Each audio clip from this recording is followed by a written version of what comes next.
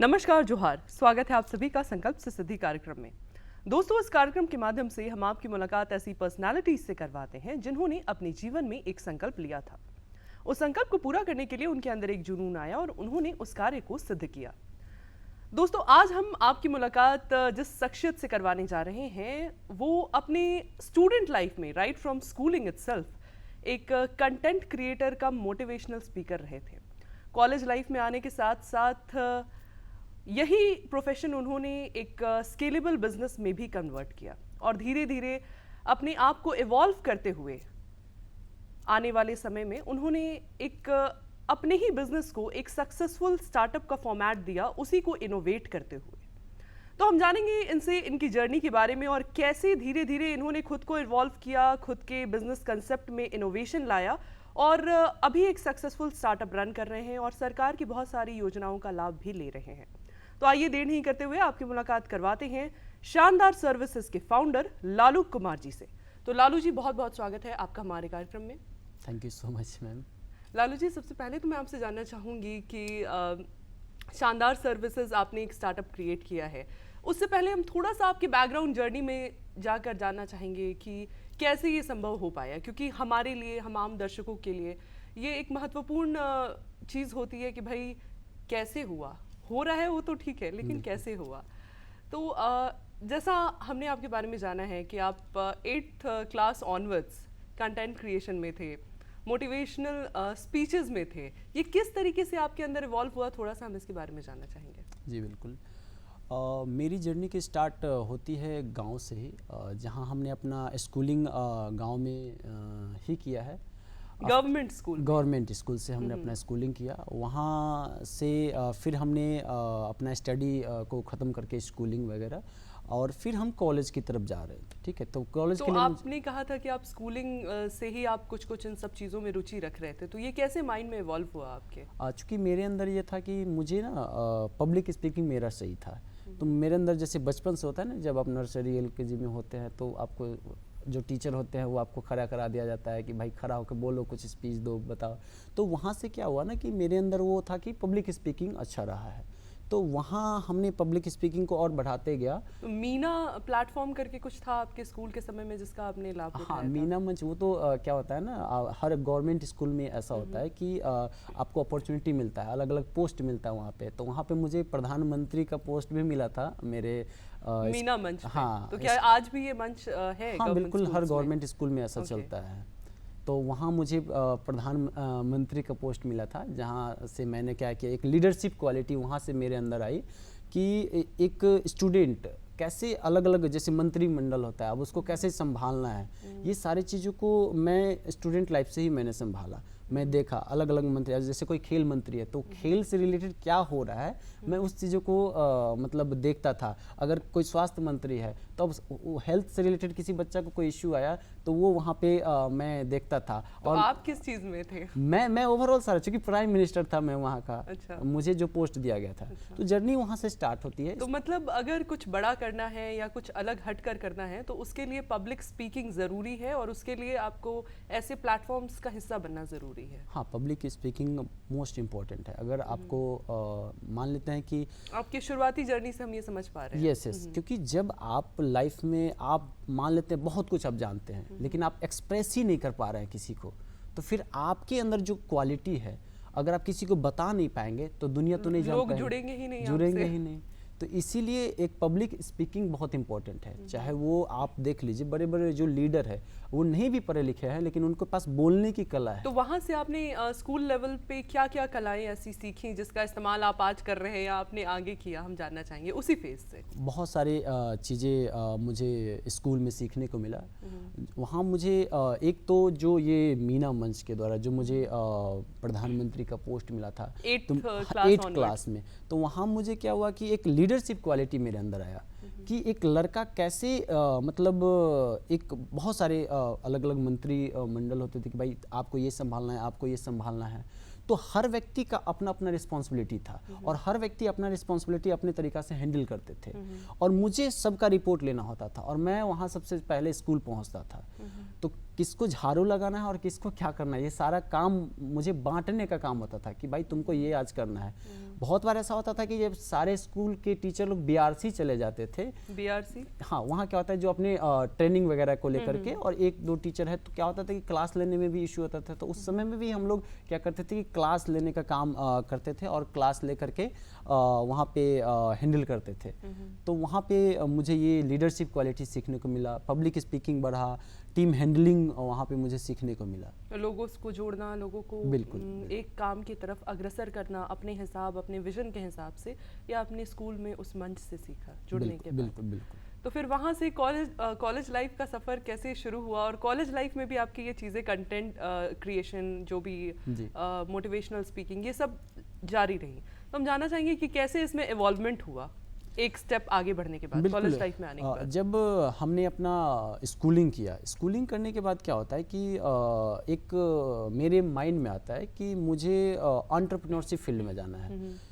तो अपने सारे लोगों से गाइडेंस। तो स्कूल्स में तो वैसा एंटरप्रेन्योरशिप के बारे में बहुत ज़्यादा कुछ बताते नहीं होंगे उस समय। उस समय बताया नहीं जाता तो था। फिर माइंड में कैसे आया स्कूल जस्ट क्रॉस करने के बाद, जब आप कॉलेज लेवल में गए, तब कैसे आप एंटरप्रेन्योरशिप का इसके पीछे मेरा एक मतलब एक कहानी है।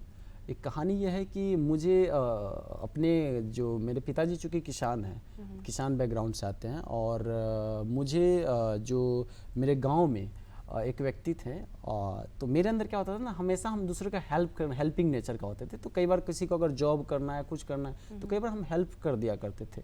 तो गांव में क्या हुआ एक बार कि मुझे एक कोई ताना दे दिया कि बहुत ज़्यादा मतलब रोज़गार दे रहा है, नौकरी लगा देता है।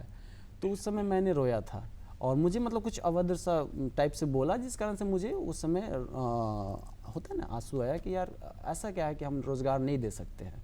तो मेरे माइंड में, तो मेरा एक फ्रेंड, दो फ्रेंड था, तो वो बोला कि अगर वो आज कहा है तो तुम करके दिखाओ।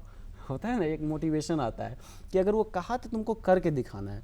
तो मैंने वहाँ क्या डिसाइड किया कि मुझे एंटरप्रेन्योरशिप फील्ड में जाना है, क्योंकि तभी मैं लोगों को रोज़गार दे पाऊँगा, तभी मैं लोगों को एम्प्लॉयमेंट दे पाऊँगा, और तभी मैं फ्री रहूँगा। क्योंकि अगर मैं कहीं नौकरी करूँगा तब तो फ्री नहीं रह पाऊँगा। तो मैंने फिर सोचा कि मैं बिज़नेस मैनेजमेंट करूँगा। फिर मैंने अपना पढ़ाई बिज़नेस मैनेजमेंट कुरुक्षेत्र यूनिवर्सिटी से करने का सोचा। वहाँ मतलब आपका कंसेप्ट स्कूल में ही ये पब्लिक प्लेटफॉर्म से जुड़ने से क्लियर हो गया था। तो मैंने अपना फिर कॉलेज में गया। तो चूंकि मैं मोटिवेशनल स्पीकर का काम, छोटा छोटा स्टेज पे जाना, बात करना, ये सब चीज़ पहले से था ही। तो मैं छोटा छोटा वीडियो बनाया करता था यूट्यूब पे या अलग अलग चीज़ों पे। कॉलेज में एंटर करने के साथ ही? हाँ, या उससे पहले? मैं 8 क्लास से ही, 8-9 से ही मैंने वो चीज़ को किया है। यूट्यूब पे वीडियोस? हाँ, यूट्यूब पे छोटा छोटा वीडियो डालना, बट उतना नॉलेज नहीं होता था कि कैसे ये काम करता है चीज़ें। तो जनरल वे में कभी कभी जैसे होता था डाल देते थे। फिर वो जर्नी बढ़ते गया। फिर मैंने कॉलेज में गया। तो ये जो मेरा जो मोटिवेशनल स्पीकर या पब्लिक स्पीकिंग का करियर रहा, तो मैं जाते ही वहाँ का मिस्टर फ्रेशर बन गए, जैसे कि कॉलेज में होता है। तो वहाँ गए तो वहाँ भी एक पब्लिक फिगर बन गए कि भाई होता है ना, वहाँ भी पब्लिक प्लेटफॉर्म बनाने का और बनने का मौका मिला। लोग जानने लगा कि ये भी एक कोई लड़का है। फिर वहाँ भी क्या हुआ कि जब आप एक पब्लिक फिगर बन जाते हैं तो आपको बहुत सारा अपॉर्चुनिटी मिलता है, और लोग आपको तवज्जो भी देते हैं, अपर लेवल के लोग। बिल्कुल। तो वहाँ जितने डायरेक्टर सर होते थे, जो टीचर्स होते थे, फैकल्टीज होते थे, मुझे उनके साथ बैठने का मौका हमेशा मिलता था। मैं स्टूडेंट की जगह मैं उन लोगों के साथ बैठता था। तो क्या होता है, जब आप जैसे लोगों के साथ बैठते हैं, आपका नॉलेज उसी तरीका का होने लगता है, आप उसी तरीका से आपके माइंड चलने लगता है। तो मेरी जर्नी वहाँ पे वो बढ़ रही थी। उम्र कम थी, लेकिन बैठना उठना ज़्यादा बड़े लोगों के साथ होता था, जिस कारण से मेरे अंदर एक्सपीरियंस ज़्यादा होते गया। क्योंकि जब आप बड़े लोगों के पास बैठ रहे तो आप या तो उनके पास जो एक्सपीरियंस है आपको वो सिखाएंगे, क्योंकि वो उन्होंने जितना उम्र जी लिए उस उम्र में कुछ तो वो सीखे होंगे ना। तो वो चीज़ जब आप 1 घंटा 2 घंटा उनके पास बैठते हैं तो आपको वो सीखने को मिलता है। तो कॉलेज में आपका ये जो पब्लिक स्पीकिंग था, इसको आपने कैसे इवॉल्व किया कंटेंट क्रिएशन में, या फिर अपनी कंटेंट क्रिएशन तो आपका स्कूल लाइफ से ही था, लेकिन उसी चीज़ को इवॉल्व करना, फिर पब्लिक स्पीकिंग प्लेटफॉर्म्स को इवॉल्व करना, ये आपने कैसे किया? तो वहाँ जाने के बाद क्या होता है कि जो मेरे अंदर पब्लिक स्पीकिंग था, तो मैं स्पीच देता था, या बहुत बार मुझे कॉलेज में बोलने का मौका मिलता था। तो मेरे अंदर क्या था कि मैं कभी भी ना अपने कॉलेज का कोई भी प्रोग्राम को छोड़ता नहीं था। मेरे जो टीचर होते थे स्कूल लाइफ में, वो हमेशा एक चीज़ सिखाया है कि बेटा तुमको कोई भी मौका मिले, मौका को कभी मत छोड़ना। तो अक्सर मैं कॉलेज में हर पब्लिक स्पीकिंग का, जैसे कोई अगर गाना ही क्यों ना गाना हो, मैं वो भी गाता था। बिना शर्म के कि बिना शर्म। आवाज खराब हो या मेरा अच्छी हो। मानना है शर्म करने से कुछ नहीं होता, क्योंकि जब आप शर्म कर लेते हैं तो आप जीवन में आगे ये नहीं हम बढ़ते। चीजें आपसे पूछ रहे हैं, कहीं ना कहीं ये आपकी जर्नी से लिंक्ड है, तो बिल्कुल। जानने में मदद मिलेगी हमें। बिल्कुल बिल्कुल। तो मैंने वहाँ से हर पब्लिक स्टेज को शेयर किया, फिर बढ़ते गया जर्नी। फिर मैंने इस चीज़ को प्रोफेशनलिज्म में बदला। कैसे?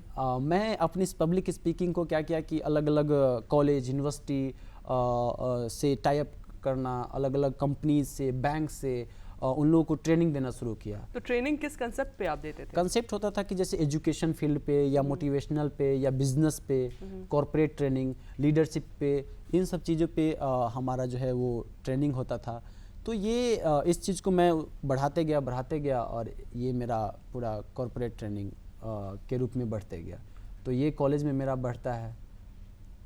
तो ये आप मतलब चार्जेबल वे में या एक प्लेटफॉर्म फीस के माध्यम से आप इसको इसी टैलेंट को अलग अलग जगहों पे दर्शाने लगे। तो आपका कंटेंट क्या रहता था? कंटेंट होता था कि मैं अगर सपोज मेरा ऑडियंस कौन है, मुझे वो देखना होता था कि अगर मेरा ऑडियंस स्टूडेंट है तो मुझे जो है हाँ। जो अगर मेरा कंटेंट जो है अपने स्टूडेंट के लिए है तो मुझे उसी तरीके का कंटेंट बनाना पड़ता था। अगर कोई कॉर्पोरेट ट्रेनिंग, मतलब जहाँ भी आप ट्रेनिंग के लिए जा रहे थे उसी हिसाब का कंटेंट बना के उसको मोटिवेशनल वे में कन्वर्ट कर देते थे। और उसके लिए आपको एक रेवेन्यू मॉडल में चीजें कन्वर्ट होने लगी। हाँ, लोग मुझे एक दिन का 10,000 20,000 पे करने लगे। और इफेक्टिव चेंजेस दिख रहे होंगे तो आपका वो वैल्यू भी बढ़ते जा रहा होगा।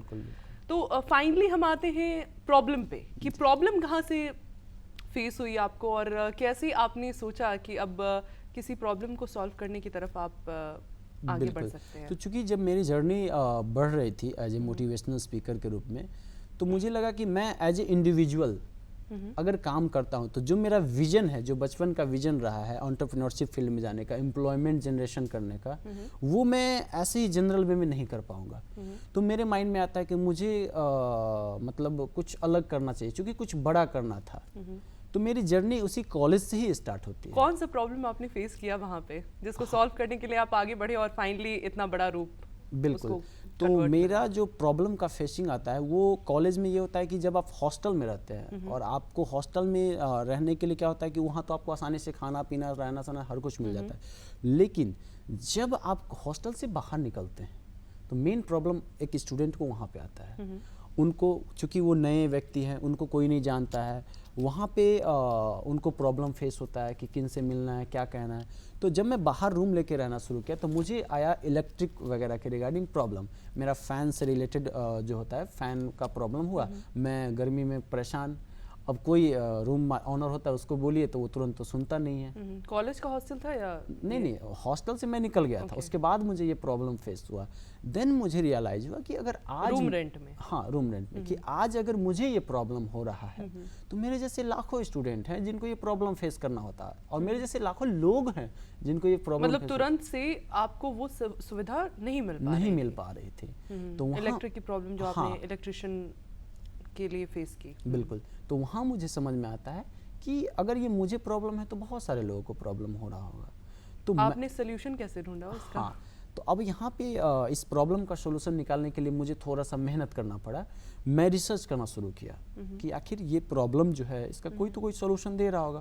तो जब मैंने रिसर्च किया तो मुझे मिला कि ये तो बहुत बड़ी इंडस्ट्री है और ये प्रॉब्लम लाखों लोग। रिसर्च आपने कैसे किया? हाँ, रिसर्च मैंने क्या किया कि अपने कॉलेज टाइम में ही अपना कॉलेज पीरियड ख़त्म करके या कई बार कॉलेज बंक भी मार देते थे इस रिसर्च के चक्कर में, और मैं चला जाता था अलग अलग जो कॉलेज चला रहे हैं उसके ऑनर के साथ बैठने के लिए, या कोई कंपनी का ऑनर है उसके साथ बैठने के लिए, और मैं उनसे पूछता था कि सर मैं ये काम करने जा रहा हूँ, जो आप मुझे बताइए ये चीज़ सही है या क्या है। एक फीडबैक, जैसे आप जानते हैं कि प्राइमरी रिसर्च, सेकेंडरी रिसर्च होता है। जब भी किसी बिजनेस या स्टार्टअप कोई भी चीज़ को आप स्टार्ट करते हैं तो आप प्राइमरी और सेकेंडरी रिसर्च करते हैं। तो जब आप उसको रिसर्च करते हैं तो आपको डाटा मिलता है कि। तो इसके अलावा क्या आपने आप कहीं ट्रैवल में हो तो या ट्रेन में हो तो वहाँ पे भी आपने लोगों से फीडबैक लेना शुरू किया? बिल्कुल, वो तो सबसे बड़ा डाटा सेंटर है हमारे लिए, क्योंकि वहाँ पे बहुत सारे लोग मुझे इमीडिएटली एक ही जगह मिल जाते हैं। तो जब भी मैं बस में हूँ तो मैं बस में लोगों से पूछता था, ट्रेन में हूँ तो मैं ट्रेन में पूछता था,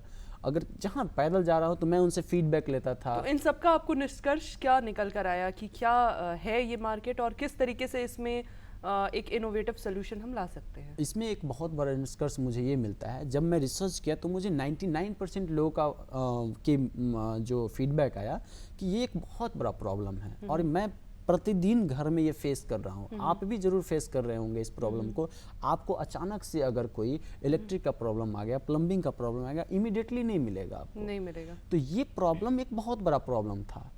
तो मैंने इसको सॉल्यूशन में बदला और तभी जन्म होती है शानदार सर्विसेज की। तो आपने इस सॉल्यूशन को क्रिएट करने के लिए सबसे पहला ऑर्गेनाइजेशन या माध्यम कौन सा चुना?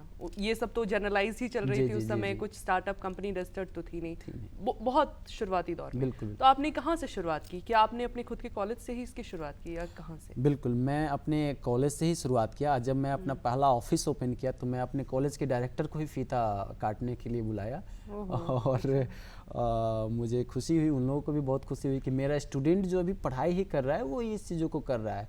और मैंने तो आपने क्या उनको कन्विंस भी किया था इस चीज़ को लेकर कि आप इस तरह की कोई प्रॉब्लम है उसको आप सॉल्व आउट कर सकते हैं? और कैसे कन्विंस किया, हम जानना चाहेंगे। मैंने उनको बताया, मुझे ये प्रॉब्लम देखा, मैंने सारा कुछ किया और उनका जो कॉलेज में ये चीज़ें सर्विस चल रहा था तो मैंने उनको बताया कि कमी क्या है, क्योंकि जब आप कमी को बता देते हैं तो आपको ऑटोमेटिक जो है वो चीज़ें मिलती है। तो अपने डायरेक्टर साहब को बताया कि सर यहाँ पे आपका कमी है, आप क्लीनिंग के लिए सारा चीज़ तो करवा रहे हैं लेकिन ये अनऑर्गेनाइज वे में चल रहा है, ना इनके पास यूनिफॉर्म है, ना ये हाइजेनिक तरीका से किसी चीज़ों को कर रहे हैं। तो आपको एक ऑर्गेनाइज वे में, जब आपका जो ये चाहे क्लीनिंग स्टाफ हो या कोई भी हो, जब कोई स्टूडेंट अगर आपके यहाँ ज्वाइनिंग करने के लिए आ रहा है, पढ़ने के लिए आ रहा है, तो अगर ये वेल यूनिफॉर्म और ट्रेंड व्यक्ति रहेगा तो उनको ये पता रहेगा और ये इफेक्ट आएगा। तो वो तो खुद भी कर सकते थे ना, उनको ट्रेनिंग दे सकते थे, यूनिफॉर्म पहनवा सकते थे, तो उसमें आपका क्या रोल रहा? कैसे आपने कन्विंस किया? देखिए, आप सही कह रहे हैं कि वो कर सकते हैं, लेकिन क्या होता है कि हर चीज़ हर कोई नहीं करना चाहता है, ये आप भी समझते हैं, क्योंकि अगर हर चीज़ हर कोई कर लेगा तो फिर तो चलेगा ही नहीं कुछ।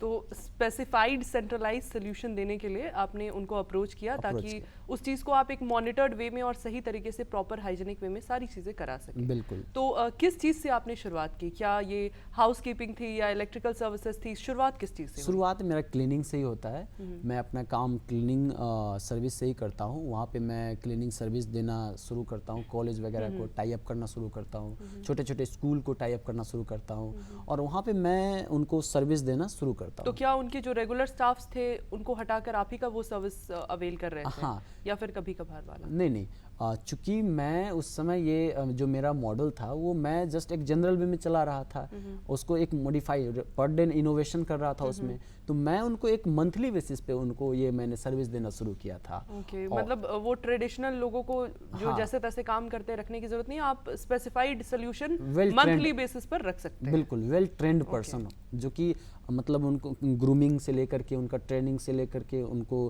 कैसे बात करना है, सब चीज़ उनको सिखाया जाता था और देन वो काम करते थे, ड्रेसिंग वगैरह सब। बिल्कुल। तो एक बात बताइए लालू जी कि ये जो चल रही थी, चीज़ें चल रही थी, फिर धीरे धीरे आपने इसको स्टार्टअप का फॉर्मेट देने का क्यों सोचा? और स्टार्टअप का फॉर्मेट देने के लिए एक इनोवेटिवनेस लाना पड़ता है उसमें। बिल्कुल। तो आप चाहते तो इसको एक नॉर्मल बिजनेस के तौर पे भी कर सकते थे। क्या आया आपके मन में, कब रुझान आया कि स्टार्टअप का फॉर्मेट मुझे इसे देना है और क्यों देना है? इनोवेटिवनेस कैसे लाया आपने उस फॉर्मेट को एक्चुअल में इम्प्लीमेंट करने के लिए?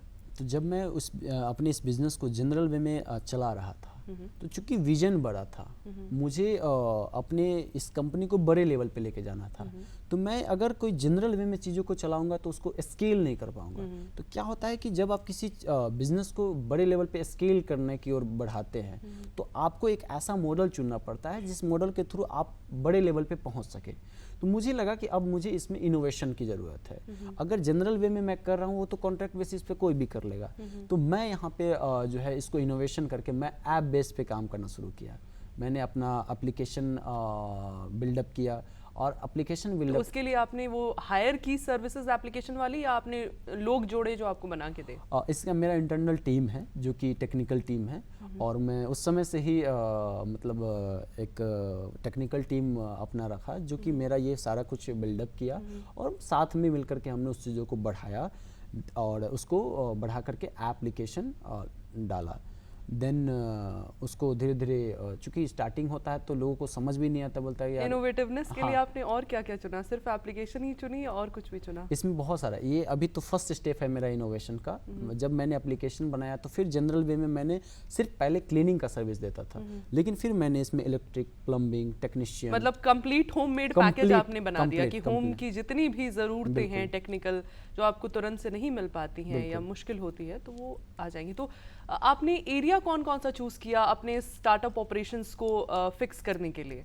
क्योंकि अर्बन एरियाज या मेट्रो सिटीज़ में अगर हम देखें तो आराम से चीज़ें आ जाती हैं। हाँ नहीं, लेकिन क्या होता है ना, जैसे अभी आप जानते होंगे कि बहुत सारी कंपनियां कुछ चीज़ों में काम कर रही हैं, लेकिन क्या होता है ना, जब अब अगर मान लेते हैं कि बहुत बड़ा मार्केट है तो उसमें बहुत सारे लोगों की भी ज़रूरत होती है। तो जब मेरी कंपनी की शानदार सर्विसेज का एप्लीकेशन लॉन्च होता है, तो एप्लीकेशन लॉन्च होता है तो हम इसमें मल्टीपल सर्विस ला दिए। अब मेरे सारे कस्टमर का रुझान मेरे ओर आता है, क्योंकि ये प्रॉब्लम टेलर्ड सर्विसेज। हाँ, तो चूंकि उनके रिक्वायरमेंट के बिल्कुल अनुसार। अकॉर्डिंग उनका जो मतलब प्रॉब्लम है वो अपना जाएंगे मोबाइल चाहे एप्लीकेशन, ऑर्गेनाइजेशन हो चाहे घर हो, कोई भी हो, शानदार सर्विसेज का एप्लीकेशन डाउनलोड करेंगे, उनको तो वेल खासियत मैंने ऐसा सुना है कि विद इन 10 मिनट्स आप ये डिलीवर करते हैं, तो इसको कैसे आप इंश्योर करते हैं कि विद इन 10 मिनट्स ये डिलीवर हो जा रहा है सर्विस? बिल्कुल। ये 10 मिनट का कॉन्सेप्ट फिर मैंने इनको इनोवेशन करके मैंने लाया। मैंने सोचा कि अगर ग्रोसरी 10 मिनट में आ सकता है, कोई खाना 10 मिनट में आ सकता है, तो सर्विस क्यों नहीं 10 मिनट में तो आ कैसे आपने इसको लाइन अप किया कि ये एक स्मूथ चले और बिल्कुल। डिले ना हो तो या ये जो- शिकायतें ना आए? हाँ, तो ये जो मेरा जो ऐप था, उस ऐप में ऑलरेडी शेड्यूल सर्विसेज चल रही थी, लेकिन इस शेड्यूल सर्विस को चेंज करके मैंने 10 मिनट कॉन्सेप्ट का लाया, और मैं इंडिया की पहला इनिशिएटिव लेने वाला कंपनी था जो कि होम सर्विसेज 10 मिनट में दे रहे थे। और ये कैसे हुआ, तो ये एप्लीकेशन को मैंने AI बेस्ड मैंने बनाया, जो कि क्या होता है कि हमारा हब होता है अलग अलग अपने पार्टनर का, जहाँ पे क्या होता है कि वो मेरा सर्विस पार्टनर अवेलेबल होता है। जब कोई कस्टमर कोई भी सर्विसेज के लिए बुकिंग करता है तो इमीडिएटली हमारे उस नियर बाई लोकेशन में हब वाले जो मेरा टीम होगा उसके पास वो नोटिफिकेशन चला जाता है, और वो नोटिफिकेशन जाने के बाद वो इमीडिएटली वहाँ से आपके घर पे वो पहुँच जाएंगे। तो आपने अलग अलग जगहों पे अपने हब स्टैब्लिश करके रखे हुए हैं या फिर आपने अलग अलग लोगों से टाई अप या पार्टनरशिप करके रखी हुई है? मेरा अलग अलग हब होता है जहाँ पे मतलब जो हमारा मल्टीपल सर्विसेज पार्टनर वहाँ पे उपलब्ध होता है। तो हर जगह आपने ऑफिस खोला है, फिजिकल खर्च उठाया है या कैसे इसको किया है? अभी हम लोग अलग अलग फिजिकल अपना फ्रेंचाइजी मॉडल पे ला रहे हैं, जहाँ पे हमारा फिजिकल स्टोर आपको देखने को मिलेगा। नहीं वो तो ठीक है, लेकिन ये जो हब की आपने बात की ना, जैसे लेट्स से कि कांके रोड में मैं रहती हूँ, तो कांके रोड में मुझे अगर ज़रूरत है तो मैं कैसे उसको अवेल करूँगी तुरंत वो से? आप बस एप्लीकेशन पे जाएंगे, वहाँ पे आपको जो सर्विसेज चाहिए उस पे आप क्लिक करेंगे, आपको वो जो सर्विसेज होगा वो उस सर्विस से रिलेटेड जो मेरा टीम होगा उसके पास वो नोटिफिकेशन जाएगा, वो टीम आपके तो पास पहुंच मान जाएगी। लीजिए कि आपकी टीम अगर बूटी मोड में रही, हाँ। तो कैसे 10 मिनट्स के अंदर पॉसिबल है वो आ पाएगी? वो टीम को ऑर्गेनाइज किया जाता है इसी वे में कि अगर कोई व्यक्ति यहाँ से मतलब 1 घंटा या 10 वैसा वाला दूरी नहीं देते हम लोग, यानी इतना ही दूरी देते हैं कि वो 10 मिनट में पहुँच सके आपके सर्विस के लिए। तो ये आपने कैसे फिगर आउट किया है अलग अलग प्लेसेस पे कि अलग अलग प्लेसेस पे आपने वो हब्स या स्पॉट्स फिक्स करके रखे हैं कि इस प्लेस में अगर कोई हो तो वो पर्सन 10 मिनट्स में पहुंच जाएगा? ये कैसे आपने ये ensure अलग किया अलग है? पिन कोड वाइज हम लोग इसको सेंट्रलाइज करते हैं कि ये पिन कोड पे हमारा इतना लड़का है, ओके। तो इतना ये यहाँ रहेगा, और हमारी इंटरनल टीम को दिख रहा होता है कि कौन कहाँ पे लाइव है और कितने लोग कहाँ पे हैं, तो उनको वो ये ऑटोमेटिक। आपने कैसे मतलब इसको एक होता है ना ट्रैक करना या संजोना, एकत्रित करना, सबको सिंक्रोनाइज करना, ये कैसे आपने किया? टफ तो बहुत था, लेकिन इस टफनेस में भी हमने इस चीज़ों को एक एक करके सेंट्रलाइज किया। इसके लिए हमारे पास ट्रेनिंग सेंटर होता है, जहाँ पे क्या होता है कि हम लोग उसको वेल ट्रेंड करते हैं, और ट्रेनिंग देने के बाद क्या होता है कि उनको हम लोग पूरा सिखाते हैं कि लोगों को आपने जोड़ा कैसे, मतलब ऑनलाइन माध्यमों से, ऑफलाइन माध्यमों से ऑनलाइन कैसे ऑफलाइन जोड़ा? हर तरह से हमने जोड़ा है इनको। Okay. जो ऑनलाइन अगर आ रहा है तो उसको ऑनलाइन, ऑफलाइन तरीका से वो समझ रहा है तो उसको ऑफलाइन तरीका से। नहीं मतलब लोगों को आपने जोड़ा, तो कैसे लोगों को आपके बारे में पता चला जो ऐसी सर्विसेज डिलीवर करते हैं? उनको जोड़ना सबसे ये प्राथमिकता थी। इसके लिए हमारा अलग अलग जैसे क्या होता है कि एडवर्टाइजमेंट चलता है, अलग तो आपने एड्स रन कराए डिजिटल कंपनीज के माध्यम से? एड्स रन होता है, प्लस रेफरेंस आता है बहुत सारे। आप जो मेरा कोई कस्टमर है जो सर्विस ले लिया वो भी रेफर करता है कि आप ये एप्लीकेशन यूज कीजिए या कॉल करके देखिए।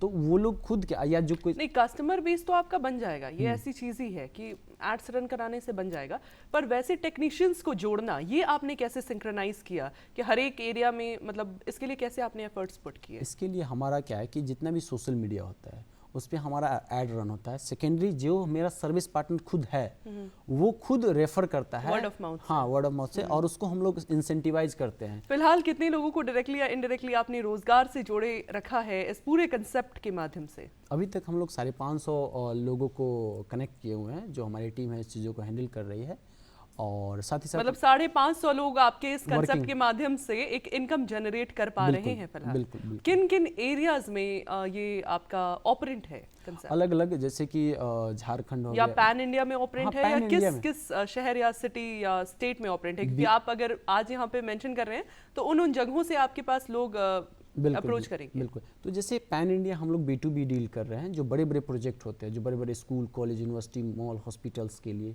तो वो बड़े बड़े डील को हम लोग क्या है कि पैन इंडिया कर रहे हैं। साथ ही साथ जो B2C हमारा जो एप्लीकेशन बेस है, कस्टमर बेस, हाँ, तो उसको हम लोग जैसे झारखंड हो गया, बिहार हो गया, यूपी हो गया, हरियाणा हो गया, ये सब सारे इलाकों में हम लोग इसको कर रहे हैं, और इसको और एक्सपेंड कर रहे हैं अलग अलग एरिया में। तो आप अकेले ही ये सारा कुछ मैनेज कर रहे हैं टीम्स के माध्यम से, या आपने अलग अलग डिपार्टमेंट्स रख रखे हैं इस चीज़ के लिए अलग अलग शहरों में? कोई भी कंपनी अकेला तो चल नहीं सकता है, उसके लिए एक टीम होता है जो कि बैकएंड में काम कर। मैं एक पब्लिक फिगर हूँ, लेकिन बैकएंड में बहुत सारे लोग इस चीज़ों को कर रहे हैं, बहुत सारे लोग। अभी मैं यहाँ हूँ लेकिन मेरा काम जो भी लोग आपके साथ हैं 550 जुड़े हुए, उनके साथ आपका रेवेन्यू शेयरिंग किस तरीके से हो पा रहा है? उसके साथ हम लोग सैलरी बेस्ड है, कमीशन बेस्ड है, वर्क बेस्ड है? दो बेस होता है। एक तो इंसेंटिव बेस होता है और सेकेंडरी सैलरी बेस होता है। तो जो बड़े बड़े डील के लिए जाता है तो वहाँ पे हम लोग सैलरी बेस बेचते हैं। जो जनरल डील के आता है तो उसमें हम लोग क्या है कि इंसेंटिव बेस हम लोग उसको डील करते हैं। मतलब जो भी कस्टमर, जो भी टेक्नीशियन है उसको इंसेंटिव मिलता है आपके कामों में। लालू जी, आप हमारे कार्यक्रम में आए और आपने हमारे दर्शकों को इतनी विशेष जानकारियां दी, इतना अच्छा मोटिवेशन दिया, उसके लिए आपका बहुत बहुत धन्यवाद, आभार। अगले कार्यक्रम में आपसे फिर मुलाकात होगी ऐसे ही किसी नए व्यक्तित्व के साथ। तब तक के लिए हमें और हमारी पूरी टीम को दीजिए इजाजत। नमस्कार, जोहार।